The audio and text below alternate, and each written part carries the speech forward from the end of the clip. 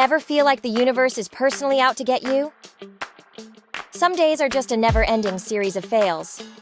Meanwhile, there's always that one person who seems to float through life without a care. Think of your mindset like a camera lens. When you're drowning in negativity, everything feels blurry and hopeless. But with a touch of optimism, the world shifts into focus. Here's how.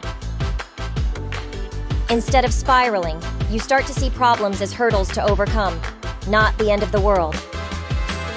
Optimism isn't about never failing. It's about believing you can always get back up, even after a hard hit. When you're not lost in despair, you can think clearly. That's when solutions start to appear. Optimism won't erase bad feelings. That's human. But it gives you tools to manage those feelings so they don't control you. Remember that coworker who always seems upbeat? They weren't born that way. Optimism is a skill, and like any skill, you can get stronger with practice. Here's where to start. Believe that you're not stuck with a negative outlook. This belief is the foundation to build on. Tiny daily habits make a huge difference. Try reframing negative thoughts, practicing gratitude, and celebrating even small wins. You won't transform overnight, but with each little act of optimism, you'll build resilience and start to see the world differently. Let's face it, some days are just beyond awful. When life hits you hard, optimism can feel impossible, and that's totally okay. You're allowed to feel terrible sometimes.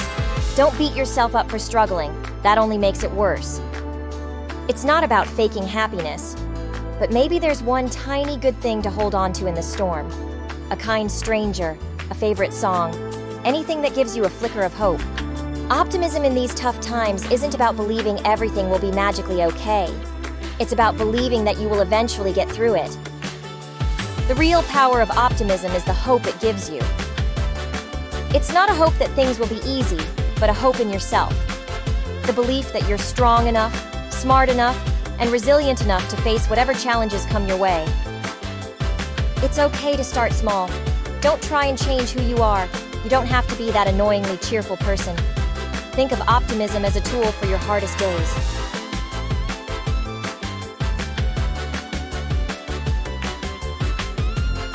Maybe it's reframing a negative thought, writing down one thing you're grateful for, or just reminding yourself that this rough patch will pass.